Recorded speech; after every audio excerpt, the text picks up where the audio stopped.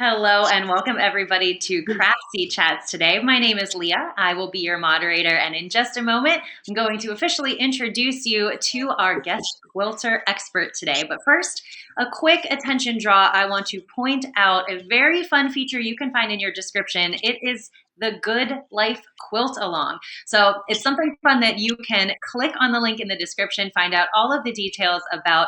We'd love for you to check that out when you have time, either while we're here live today or later after the event is over. If you've got questions, you're going to drop those into the chat box so I can feed those to Kelly all throughout our time together today. Any question that you have for quilting, we'd love to hear it. I know Kelly would love to answer it. And without further ado, those are the only two housekeeping items I have for you. So I'm going to say hi and welcome to Kelly Ashton. She is here with us to answer your questions. Kelly, how about a little introduction about yourself, what brought you to quilting, and anything exciting you'd want to lead off with before we dig into the questions? Well, thanks so much for having me, and it's great to be with you all today. Golly, I've been quilting for a really long time, and when I say like nearly 40 years, that sort of takes me aback even. But I've been making quilts for a long time, and my inspiration was that my paternal grandmother was a wonderful quilt maker. And so I am fortunate to have some of the quilts that she made handed down to me, and that was really the inspiration that drove me to take up quilting in my fairly early adulthood. So anyway, it's just a pleasure to be with you all, and happy to take any questions you might have. All right. Well, I do see people already starting to feed in some questions in the chat box and some hellos. So also, if you don't have a question and you just want to shout out where it is that you are watching our live event from, we have some people here. Christine from Canada, Colin from Colorado. We would love to get a hello from you as well. A couple people from Minnesota. That's where I'm sitting today. Yay! Without further ado, we're going to go to our first question, and we'll get Great. to as many as possible. All right, our first one comes in from Marie. Marie, I've seen that people sometimes use their serger for piecing. While it seems like everything would be so secure and neat, would that make your seam bulky? What would be your take on that, Kelly? Well, I can tell you first off, I have not pieced a quilt with a serger, so I'm just going to tell you sort of my what I'm thinking along those lines, and that is with the serging seams, they are so flat.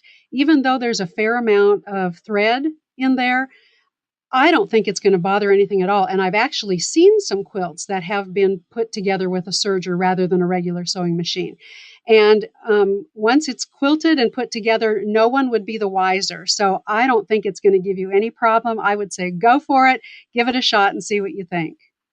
Great. And to add on to that, while we're talking about piecing, what would be your go-to technique for anyone starting out with piecing a quilt together? Serger, no serger, what do you think?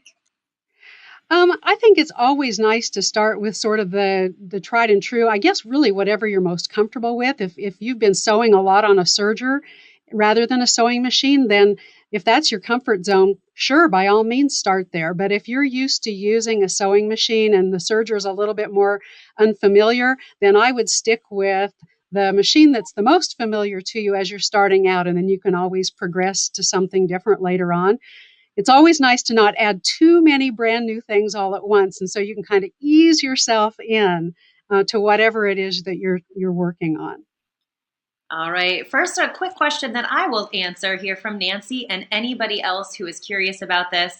Nancy has to leave us soon, so wondering if this is going to be rebroadcasted. And of course, yes, you can come back and watch this later, any portion that you missed, or if you just want to check in with an answer that you can't quite remember that Kelly gave, you can come back and watch this. So Nancy, we'll love to have you as long as you can stick with us. If you have to leave early, come back later and check out what you missed.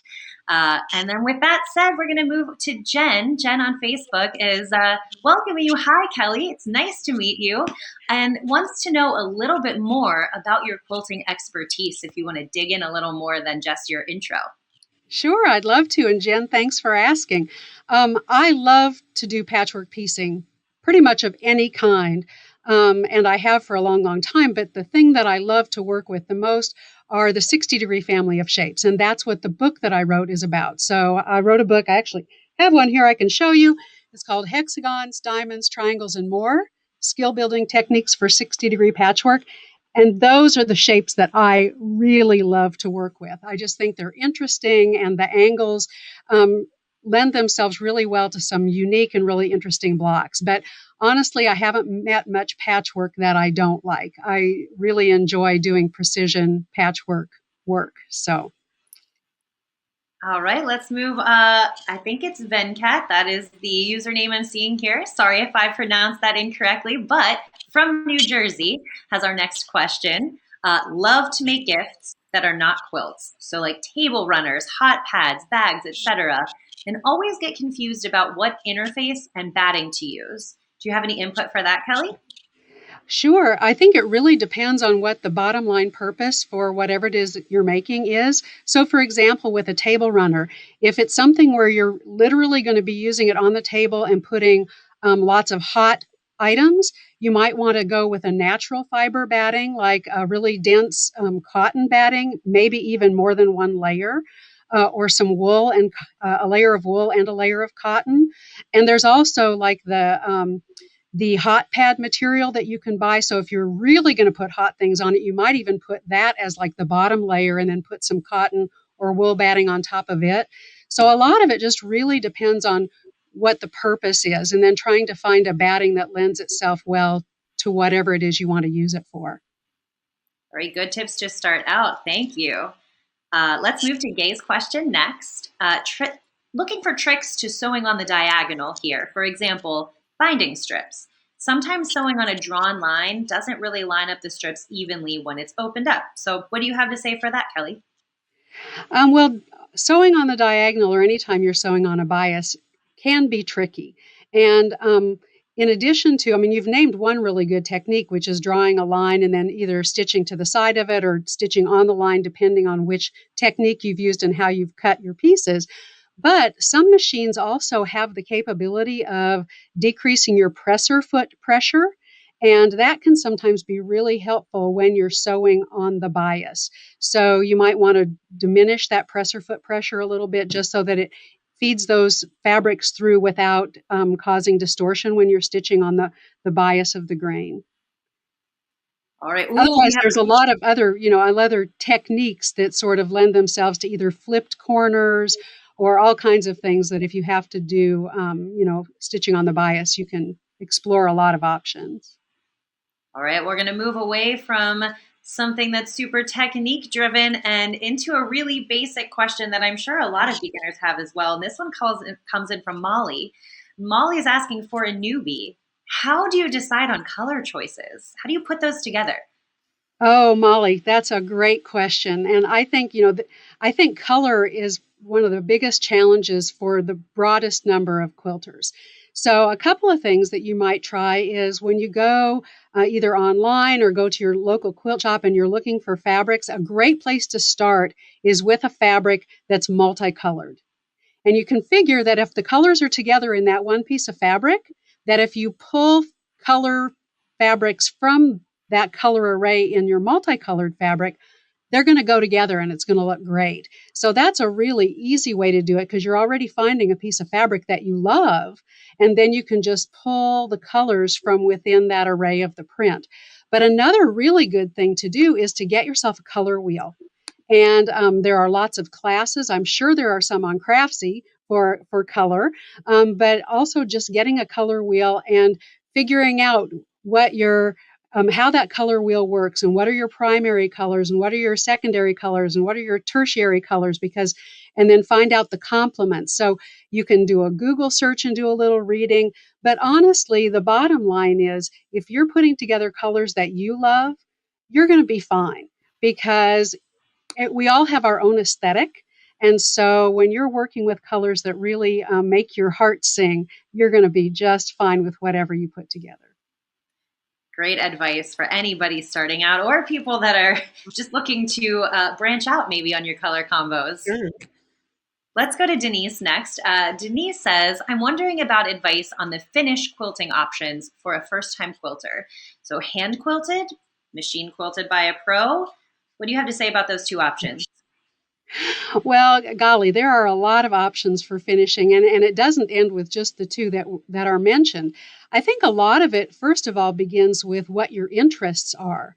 If you have an interest in learning machine quilting, whether that be straight line machine quilting with a walking foot or learning how to do free motion quilting, I highly recommend taking the steps that you need to take to learn to do that. And again, there are a multitude of wonderful machine quilting classes available on Craftsy, for example, that can give you a great foundation and really take you step by step to learning one or both of those techniques. And it's always great when we can finish our own quilts, especially the smaller quilts. And then if you don't feel comfortable or don't want to invest in a long arm with doing a bigger quilt yourself, the money that you've saved in quilting your small quilts, you can invest in quilting by checkbook with, you're a reputable long arm quilter. So those are some great options. But tying a quilt is also an option, where it's not completely quilted all over like you would see with machine quilting or even hand quilting, but just tying periodically is another option. So there's just a lot of different ways that you can finish a quilt, and you'll find as you experiment with each one the techniques that you enjoy doing and the ones that you don't enjoy so much, and then you can sort of decide where your bottom line is. Perfect. You mentioned tying, which leads us into our next question pretty smoothly. Gracinia, I believe I'm saying that correctly, is asking how to make a pillow out of ties. Oh, golly. Pillow out of ties. Well, I have done a little bit of work with ties, not a pillow per se, but I've done a wall quilt out of men's ties. And the first thing that I would say is you're going to want to take the tie apart and put a stabilizer on it, because that a lot of the men's ties, of course, are silk and they ravel a lot.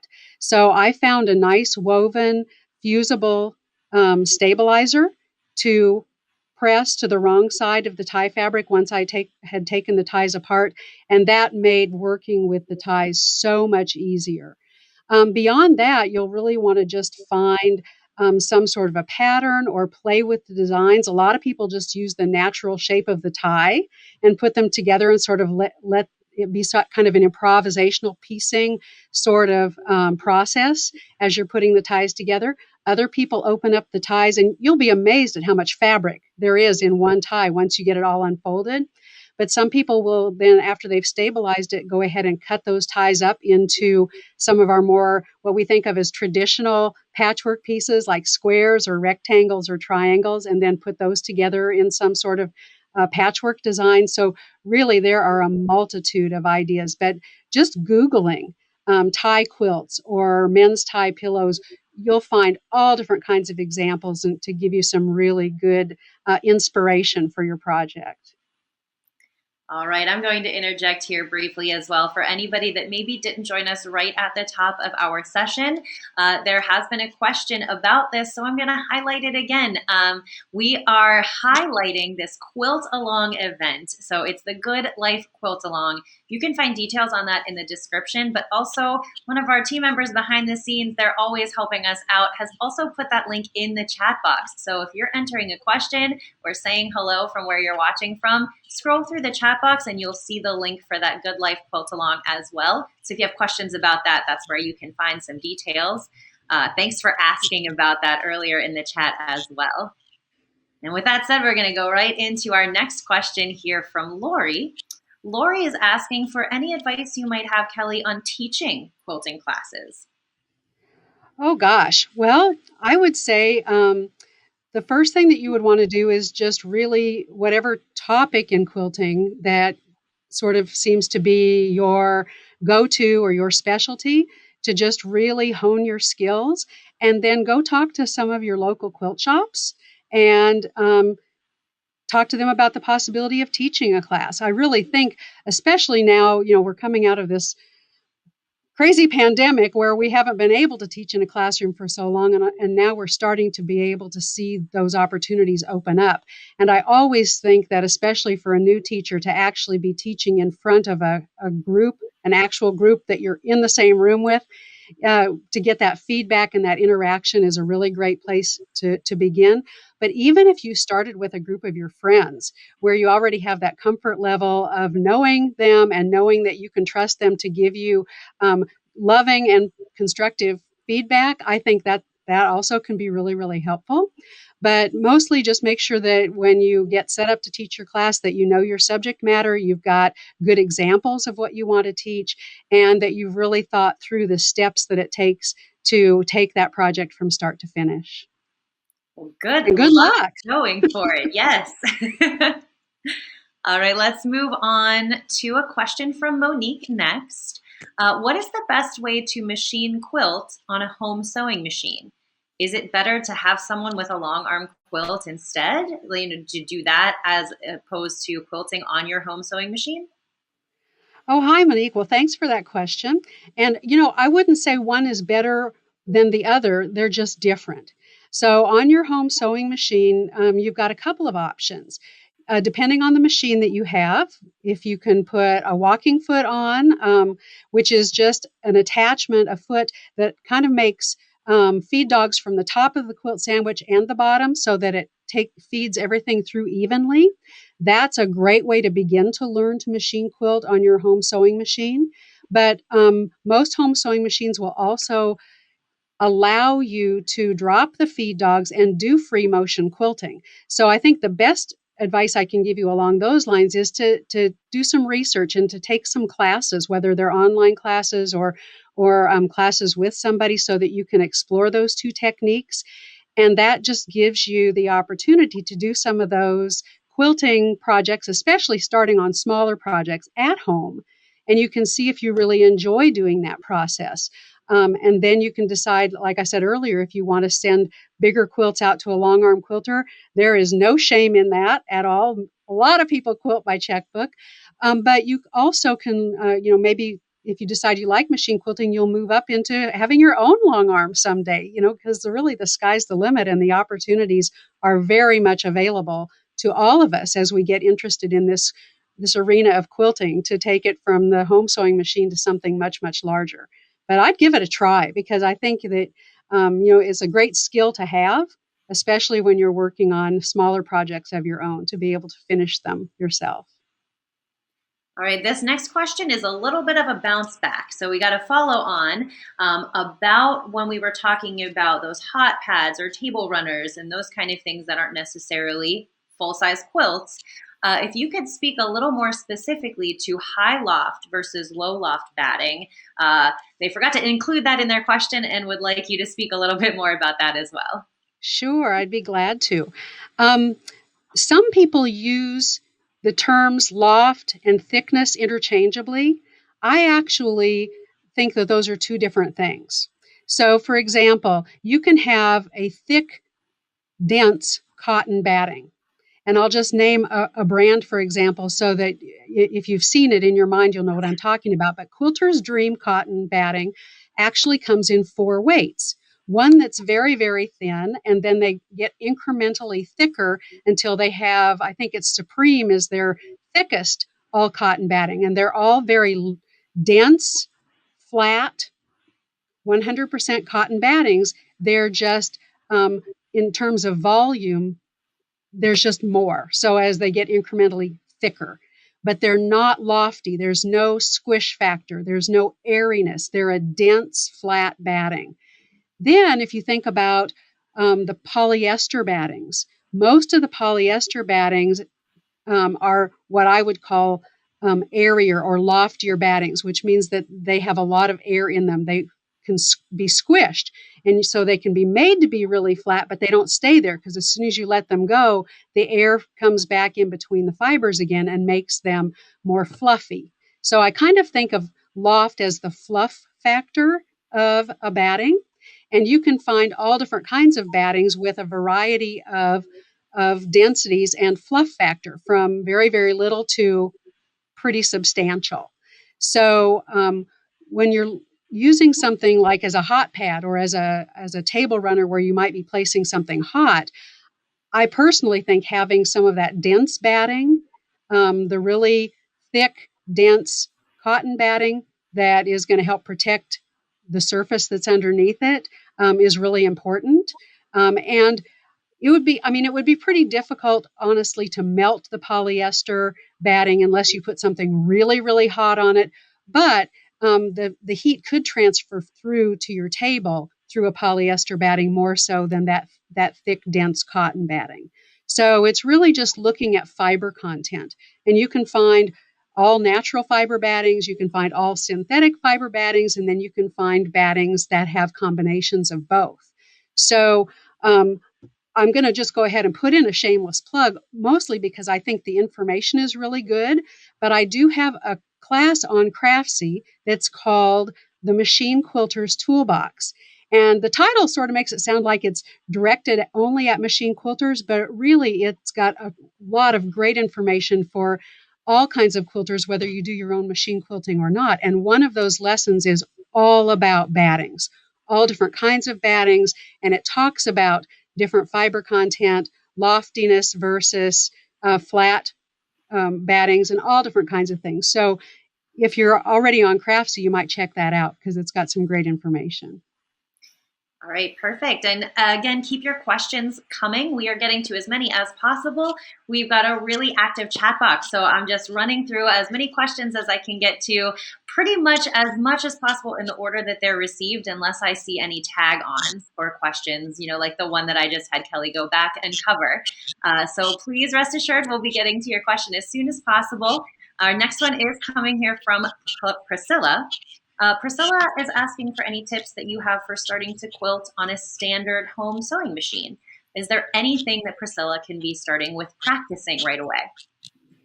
When you talk about quilting, Priscilla, I'm going to ask the question, are you talking about like piecing together the quilt top, or actually doing the quilting?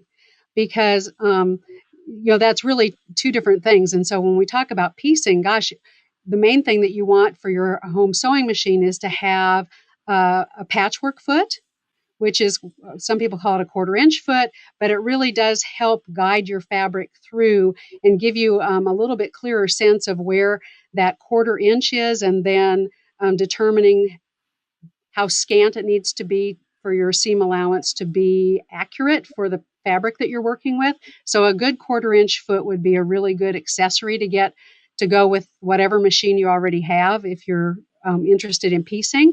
If you're wanting to do like a machine applique kind of technique, then getting a foot that is what they call an open toe applique foot would be really valuable. And what that means is that it's a foot that has no metal in front of where the needle comes down, so that you can see where your needle is all the time. And so when we're doing those decorative or invisible machine applique stitches to try to get our stitches really neat and exactly where we want them, having good visibility of the needle is really, really important. So that would be an accessory for machine applique that you would want to have. And then a walking foot. If you're interested in learning to do the actual quilting with your home sewing machine, a walking foot is a great tool to invest in. All right, let's move to Yvonne's question next. Yvonne wants to quilt people's faces. So how would you suggest would be a good way to go about quilting faces? Well, let's see. I would expect that you would want to have some sort of marking tool. Depending on whether you're going to actually trace faces from either a drawing or maybe a photograph that you've taken to paper, you might need a light box so that you'd be able to shine light up through the image and then be able to trace somehow that image to the fabric so that you would have lines to follow. Or you might be doing faces freehand, which is also a lot of fun. So it just kind of depends on whether you're going for the really authentic actual picture or whether you're going to do free form, just artistic representation of faces. But some sort of a marking tool, and I really like a water erasable marker on lighter fabrics. On darker fabrics, I oftentimes will use a chalk pencil, and that erases really well. There are also some fabric marking pencils out there that are wax based, and you want to be really careful and test those on your fabric first, because oftentimes a wax based pencil is used in garment sewing, and it's made to be used on the wrong side of the fabric, and it doesn't come out. So you would hate to go to all the work of marking these marks on the top of your quilt and doing all that stitching and then not having the marks come out. So always do a test sample with whatever you use to mark your fabric and make sure that those marks will be removed. Then, if you're going to be doing really free form, or if you're following lines, you're probably going to want to learn to do free motion stitching or a free motion quilting technique, because most likely that would be how you would be um, most efficiently able to achieve stitching on those very curvy, interesting lines that would go into creating a face on fabric. So, some really good techniques there to learn to be able to execute that skill. All right, I do see a note here that Priscilla was talking about quilting her quilt. So Okay. I believe that that was largely what you covered, but if you have any final details you might want to add, knowing that that was specifically what Priscilla was asking about, I'll give you the chance to. Sure, that would be great. Almost every home sewing machine has the capability. Even the older, like the Singer featherweights, have become really popular for a lot of quilters, and even the Singer featherweights have the capability of doing free motion quilting. Even though you can't drop the feed dogs, you can cover the feed dogs. So honestly, just about every home sewing machine would allow you, with the proper attachments, to do either straight line machine quilting with a walking foot or free motion machine quilting with a free motion foot. So the biggest thing would be to just explore in your instruction manual with your machine about whether your feed dogs can be dropped, and if so, how to do that. If they can't be dropped, did it come with a plate so that you can cover your feed dogs? If it didn't, sometimes you can actually just tape an index card, punch a hole with a hole punch so that there's a place for the needle to go down through the stitch plate, but then you can tape an index card over your feed dogs so that they don't fight with you moving your fabric. So there are all kinds of hacks that you can do in order to get your machine to do what you want it to do. And if you have any questions, also, you can always go to the place where you purchased your machine, go to your machine dealer, and they're always happy to help you learn your machine and how to use that specific model. All right, well, very good luck, Priscilla, with trying all of that out. Um, Absolutely. we're going to move to Alexa's question next.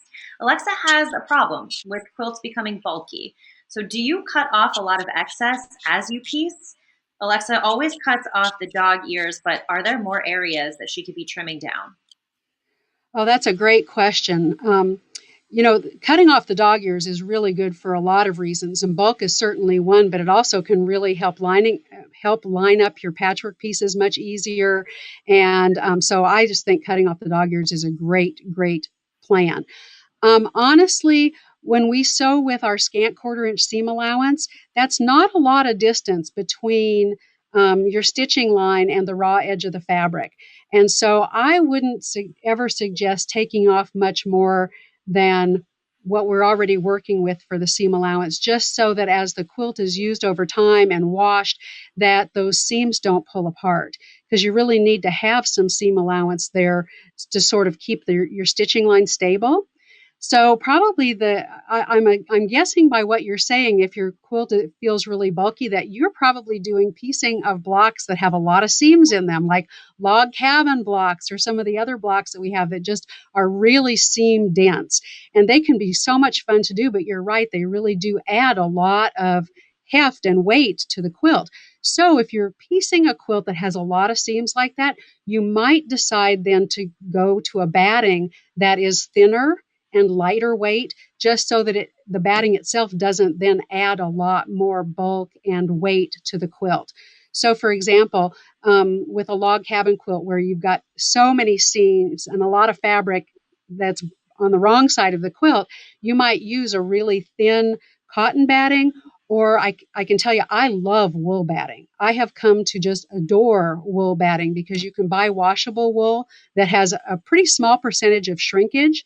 And for the amount of batting, it's very lightweight because it's very airy. And so it doesn't add a lot of weight to a quilt, even when it's a really large quilt. So I think probably looking at using some different kinds of batting might help you with the bulk situation. So, All right, next we're going to go into two terms that we are looking for what the difference is between them. So, Kelly, could you explain what the difference is between stabilizer and interfacing? well, I will try. Um, Actually, interfacing really is a form of stabilizer. And probably the biggest distinction that I can tell you is that most of the time in quilting, we're using a fusible interfacing because there are all different kinds of weights of both interfacing and stabilizer. So there probably would be some garment sewers that would argue with me, but I would say from a quilting perspective, you probably are going to get by okay with using that interchangeably. Basically, what you're looking for is something that's going to add some sort of stability or even additional weight and thickness to a fabric, depending on what you're doing with it. So, for example, we use a fusible interfacing with t-shirt quilts because we're working with an outside or external fabric that's very stretchy, and that's really challenging to work with when we're sewing it into patchwork with our sewing machines. So when you make a t-shirt quilt, we usually use a woven fusible stabilizer on the wrong side of the stretchy t-shirt material before we cut it into the square that we want to sew into the quilt. But we also use a stabilizer when we do machine applique. And part of the reason that we do that is that we like to have that fusible when we are doing machine applique so that we can actually adhere the applique piece to our quilt block so that it stays in place and then we stitch it down.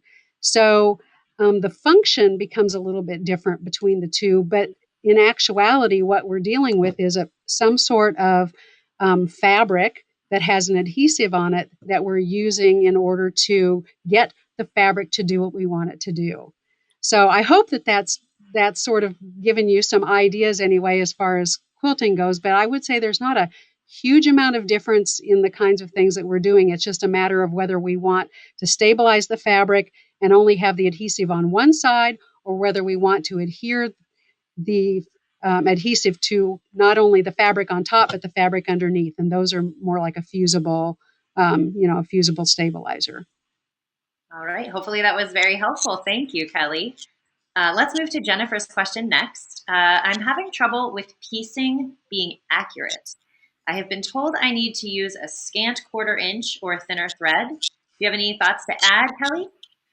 Oh, I do. Scant 1/4 inch is like sort of Kelly's soapbox, and it's because we're always told, well, we have to sew with a scant 1/4 inch seam allowance.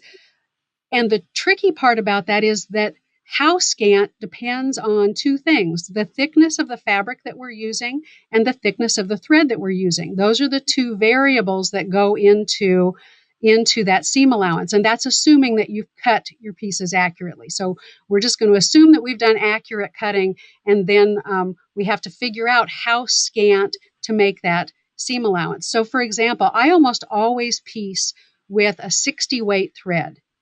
Um, the bigger the number of thread, the finer the thread is.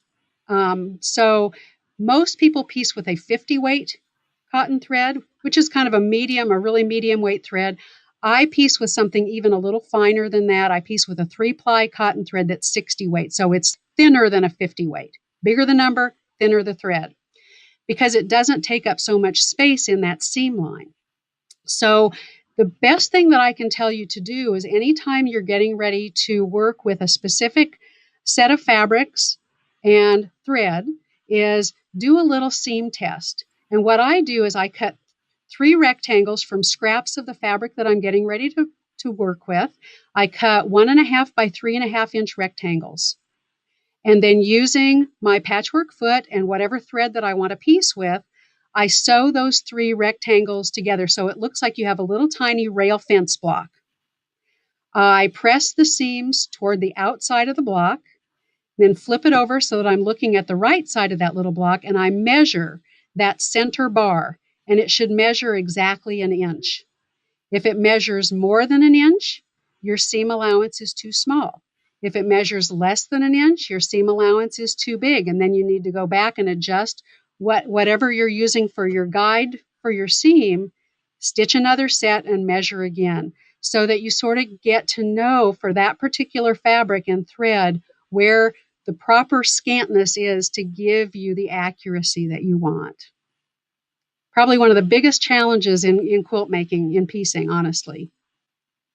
Okay, well, we're going to move into a beginner question again next. This one comes in from Christine. Christine is curious about how much time it would take to make a beginner's quilt if you're going your average, simple beginner's quilt. Wow, Christine, there are so many variables there because it just totally depends on what block you're making, how big the pieces are, how many blocks you want. There are just all of these variables. But what I would say is if you're really interested is start simple. Start with 4 patches or 9 patches, or even a rail fence block, like I mentioned just a moment ago. Something that just allows you to get the feel of your sewing machine and the accessories that you're using, and just keep it really simple. And there are a lot of great beginner classes out there. There are a lot of great beginner books out there. Some of them will walk you through even a sampler of good blocks for beginners, taking you from something that's really simple to a little bit more complex all the way through, so that you're building your skills as you're creating the blocks for a particular quilt. And that's always a wonderful way to go, because you don't get bored just making the same block over again, but you actually make different blocks that also allow you to develop your skill set. So I would just say, really look for a good beginner book, something that maybe does offer a sampler quilt. And then if you or have the access to a good mentor, that's always good too. Somebody that can offer you suggestions or give you feedback and just help give you some guidance. And good luck, because it's such a great skill to have. Quilt making is just wonderful. Okay, Barbara's got our next question. Barbara is asking, is there a right side and a wrong side of batting? There actually is a right side and a wrong side of batting.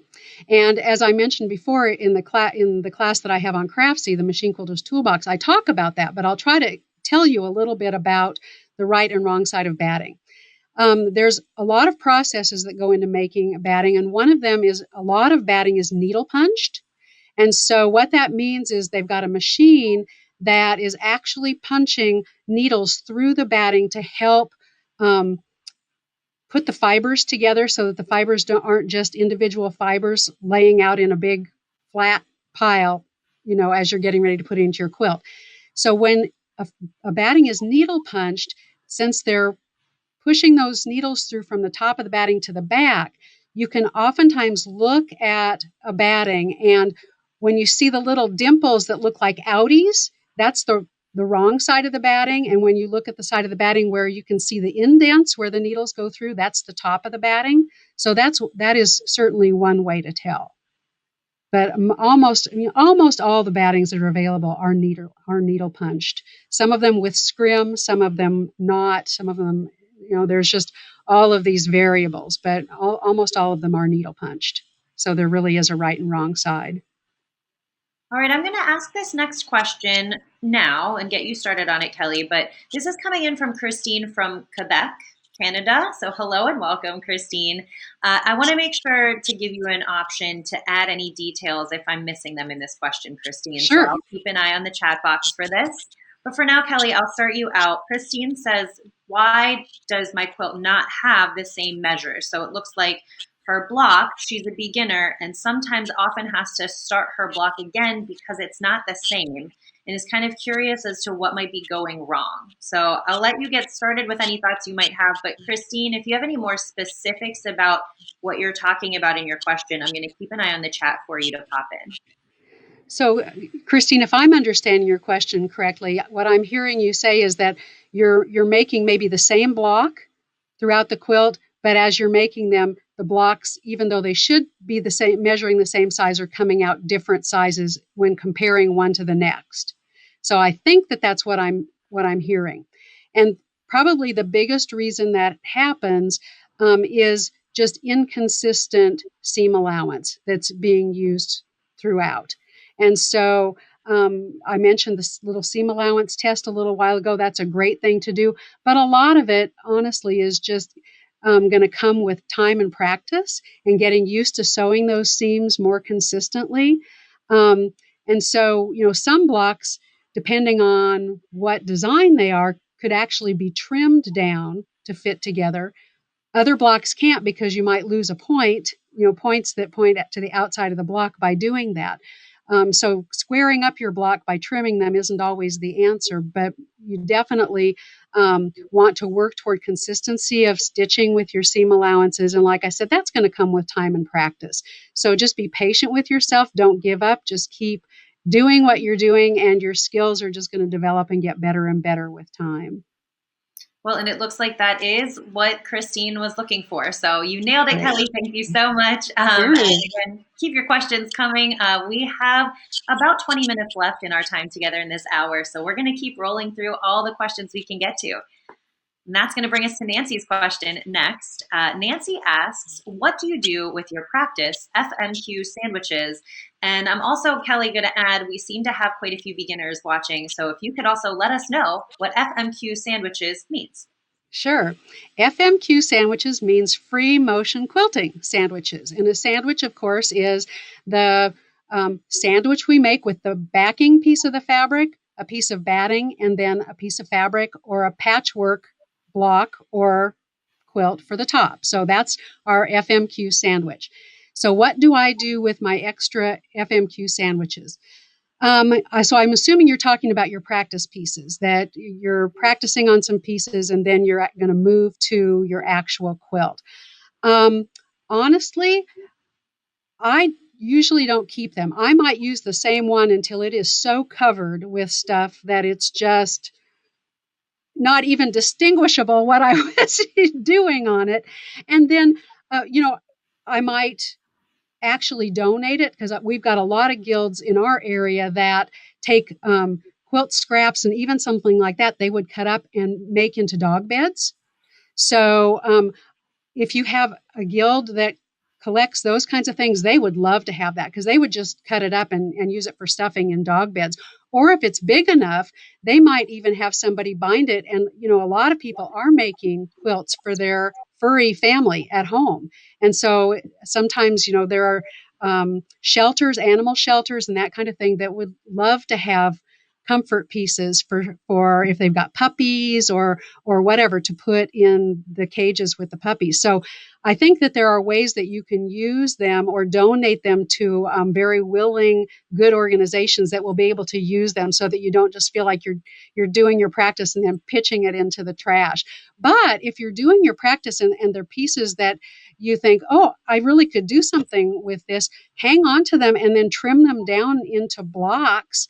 And you could actually use fabric strips to connect your already quilted blocks together, like a quilt as you go kind of project, and make your own either dog quilt or kid quilt or whatever out of your practice pieces. So I think there's always, or hot pads, or all kinds of things that you could actually use those for, that so that you don't feel like they're just getting pitched.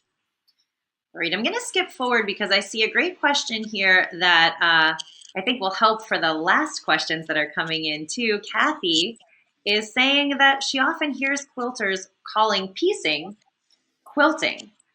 So I think it would be helpful, Kelly, if you would kindly explain that quilting is when the top batting and backing are sandwiched, and if you could highlight what the difference between piecing and quilting is. Sure. When I talk about piecing, I'm talking about sewing together different pieces of fabric, patchwork pieces, into a block. And in fact, I've got a block laying here, so let me just grab it. This is a block that, I told you I like to work with hexagons and 60-degree shapes. So here's a block that I've pieced, and all of these little individual pieces are my patchwork pieces that I have stitched together or pieced together into this quilt block. So when I talk about piecing, I'm referring to sewing two pieces of fabric together or more into some sort of quilt block that then will eventually be pieced together with other quilt blocks and then quilted into a quilt. Okay? So when we talk about quilting, sorry, I just bumped my table. When we're talking about quilting, technically that really is the stitching that combines a backing, batting, and quilt top together. So it's the stitching that goes through all three layers that then makes your top, batting, and backing into this single entity that we call a quilt. And so that's what I refer to when I'm talking about quilting. But you're right, a lot of people do use the word quilting and when they're really referring to piecing. And so just asking for clarification when you're having a conversation with somebody really does help so that there's no confusion in the direction that the conversation goes. Perfect. Thanks for covering that for us. We're going into Shatika's question next. I want to start quilting the bubble. Do you have any tips for that, Kelly? You want to start quilting the bubble. I don't know what that means. All right. Well, I will keep an eye out. If you would like to drop into the comment box what you mean by quilting the bubble, we'll come back to that question. That would be great because now I'm so curious. In the meantime, we'll go to Jen's question next. How can you keep a quilt lightweight? My elderly people stay cold, but generally cannot handle the weight of a regular quilt. Sure. I mentioned earlier, well, polyester batting is pretty light, especially the loftier polyester batting.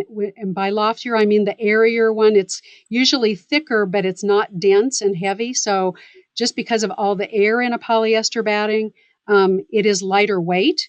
But I will say that polyester doesn't breathe as well as natural fiber batting. So even though it's lighter weight, sometimes it can be too hot for some people.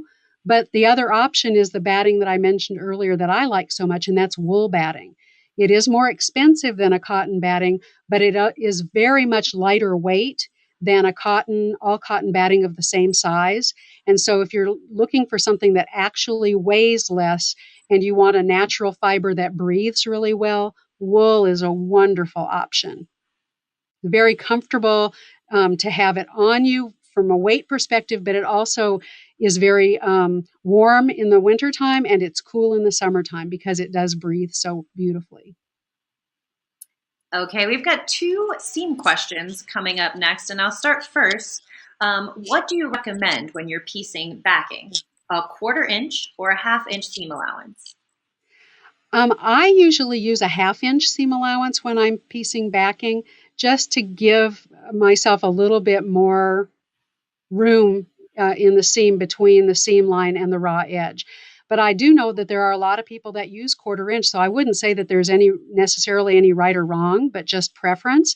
However, if you're going to take your quilt to a long arm quilter to quilt, you might talk to your long arm quilter and ask them whether they have a preference, whether it's a 1/4 inch or 1/2 inch, and also whether if they have a preference in terms of direction of the seams. Would they prefer to have a backing seamed with a vertical or a horizontal seam? So if you're using a long armor, you might just talk to them and ask for their input so that they can guide you with how they prefer to work with the backings.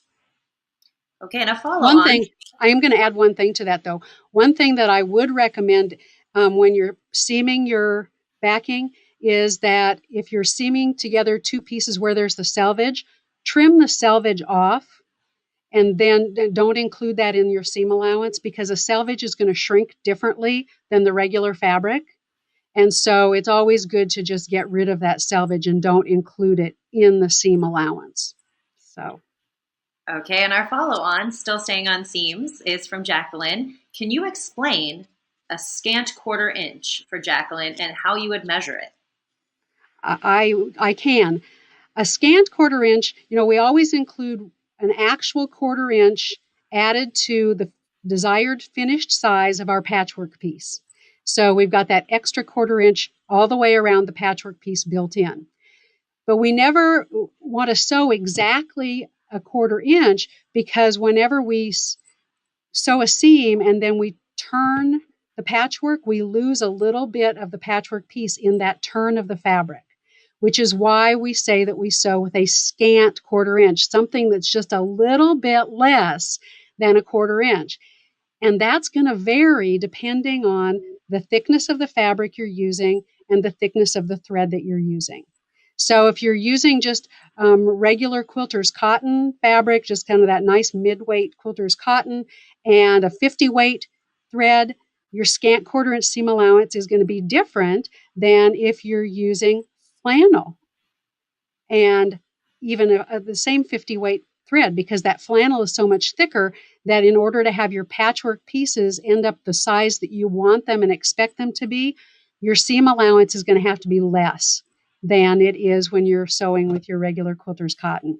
So, Lordy, I wish that I could tell you that there was an exact amount, but there just isn't, which is why that scant quarter inch becomes such a challenge in quilt making, because it really does depend on the fabric and the thread that you're using in your project. So doing that little seam allowance test with the fabrics that you're sewing with and the thread that you're using before you sew a bunch of your patchwork seams can really save you a lot of time and heartache in the long run. Okay, we're going to I stay hope that on helps. seams. We're going to stay on seams for one more question, and then it does Sure. look like we might be able to hop back to that bubble quilt question. Great. So before we get there, Jerry has a question about how do you know which way to press your seams? Well, there are a lot of factors involved in that. The rule of thumb is to press your seams toward the dark piece of the patchwork, but that just doesn't always work well. So it depends on how many seams you have in your block, whether they're perpendicular, where like say you're making a 9 patch where all of your seams are perpendicular and 90 degrees to the opposing seams, or whether you have like quarter square, triangle squares in there, or other odd angles within your patchwork, and how the block lays. Sometimes it just doesn't make sense to press toward the darker fabric because you're going to end up with too much bulk in one area and you want to spread that bulk out a little bit in other directions. The main reason that we've always said to press your seam toward the dark side is so that you don't get shadowing, what we call shadowing, behind your patchwork, which means if you press that seam allowance toward the lighter fabric, you might actually be able to see that line of seam allowance underneath your patchwork piece.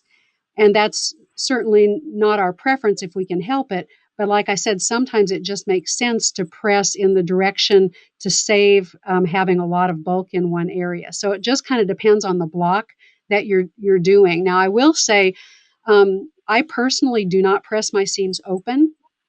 99.9% of the time, I'm pressing seams to the side.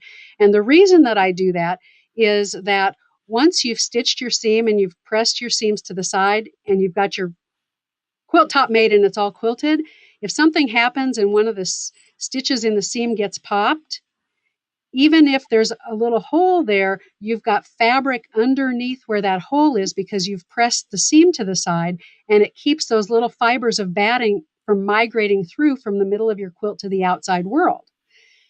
So if you've pressed your seams open, then there's nothing there protecting that stitching.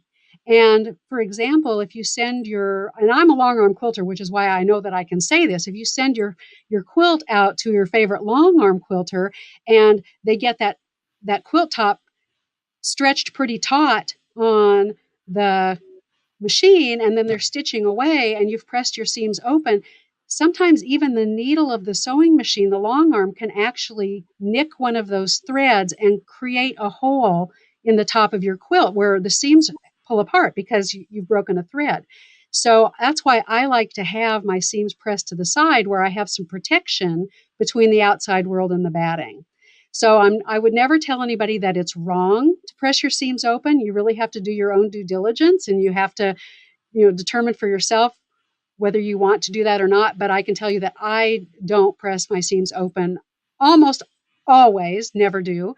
And that's why. That's my reasoning for that. All right. Well, we are to the bubble quilt question. Okay. It seems like what we're talking about with quilting the bubble is actual bubble quilts, which are trending again.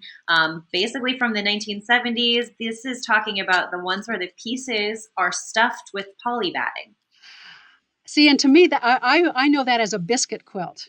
And Ah, I made one of those back in the 70s, a really long time ago. So, so her question is about the quilting of the mm-hmm. biscuit quilt. Wanted to start doing that. Yeah. Okay. I remember when I made the one that I made that it was actually, instead of an actual like square biscuit, it was an elongated biscuit. It was more like a rectangular biscuit. And so it was a square, 2 squares of fabric that were sewn together and then seamed and then stuffed and then stitched on the end. So it was like all of these individual pieces, and then you would sew those individual pieces together. So there was really no quilting per se that was done because the pieces were stitched and then stuffed and then stitched closed, and then all of those individual things were sewn together. So depending on the instructions that she's getting with her, bubble quilt, I would just either Google or read the directions, because that's the only way that I know that it's done. Is there's no real quilting. It's just a finished piece stitched to another finished piece stitched to another finished piece until you get this huge mass of puffiness put together. So, All right. Well, hopefully that is exactly what we were looking for. Thank you. There was a little bit of crowdsourcing in the comments for that too. So fantastic. Thank you for timing in. We've got about 5 minutes left. We're going to get to as many questions as we can here, starting with Rebecca.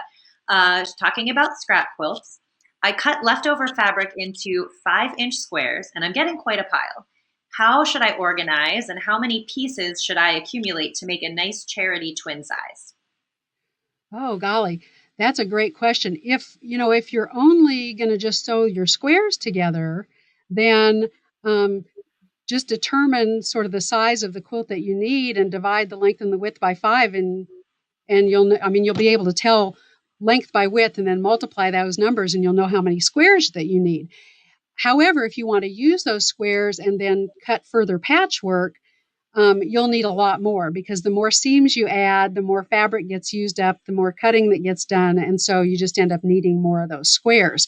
So without knowing exactly maybe what your plan for the quilt is, um, I would just start investigating, like Google charm square quilts or 5-inch square quilts, and you can get some ideas of maybe you might see some examples of something that you want to do. There would probably be a way to order a pattern for something that you saw that you were specifically interested in, and then you'll have a better idea of what you would need for that specific project. But congratulations on doing charity quilts, because that's just such a loving, giving thing to do. Okay, we're going to try to get these next two in, starting with Denise. Denise asks if using all cotton fabric, batting, and thread, you could make microwave bowl koozie with these practice blocks. I think that was a suggestion for earlier, if you have thoughts on that. Yeah, absolutely. Those microwave bowl koozies are really cool, and there's some great, very easy, simple patterns to do. So she might be talking about the free motion quilting Mm-hmm. scrap things that were left, and that would be a perfect use for them. And those microwave cozies are really, really nice. But you would want to make sure that you have all cotton batting, all cotton fabric, all cotton thread, just so that you don't end up with any potential fire hazards when you are nuking it in your microwave. So that's a great idea. Yes, and I'm looking for our last question here. It is something that we noticed that you were featuring behind you. I believe it's coming in from June. Yes, saying hi from Nova Scotia. And may we ask what the pattern is of the quilt that is behind you, Kelly, and where can we get it also? Oh, well, thank you. I'm glad that you like the quilt. And unfortunately, there is no pattern for it. I designed it, but I can tell you the block that's in it, and it's such a fun block. I really enjoy. I told you I like to do 60-degree shapes, but I also like to do blocks that require partial seams. And the block that's in this quilt is a block that requires partial seams, and it's called the Bright Hopes block. So it's probably the simplest block that there is that requires a partial seam, and partial seams are really easy to do, so they're not scary. It's actually quite an easy quilt, and so it's just that block and sashing and cornerstones put together, and a border added. So you don't need a pattern. You can do that. All the blocks are the same. They're the same size. I think these are probably 12-inch finished blocks. And so I'm guessing my sashing, I think they are 2.5-inch finished. So, but you could make it any size you wanted to. But the Bright Hopes block is a fun block to do, really fast. All right, well, we have reached the end of our hour. So before I officially say goodbye to everybody for joining, I would like to give you, Kelly, just a chance to tell us more about where we can find you and get more of your tips and classes and things that you'd like to highlight so that people can keep coming back for more. Well, thank you. First of all, thanks for having me. It's been such a joy to be with you all, and I appreciate the questions and just y'all taking time to sit in. I do have 3 classes on the Craftsy platform, and then I'm doing some other things. I recently have done a live streamed event for Craftsy, and I think there might be another one in the works, and maybe a couple things going on this summer. So you can definitely find me on Craftsy, but you can also check out my website at kellyquilter.com and my Facebook page, which is Kelly Ashton Quilting Lectures and Workshops. And so I would love to have you come on and like my page and or follow me on Instagram at Kelly A. Quilter. But thank you so much, and thanks for being here. Perfect. That's exactly what I was hoping we would get. More ways that we could reach you, Kelly. And for those of you that asked a question that wasn't answered, like Kelly said, there are going to be more of these events. Hang on to your questions. Come back for more live events like this and ask your questions then. As always, we are going to have more live events. You can always rewatch this particular live event if you would like to come back and catch anything that you missed. And of course, make sure to check out that link in the description for that quilt along. So if you haven't already clicked on it, go ahead and give it a click now. And then my name is Leah. On behalf of the entire team of today's Q&A and Kelly as well, I would like to say thank you for joining us and have a wonderful rest of your day. Bye, everybody.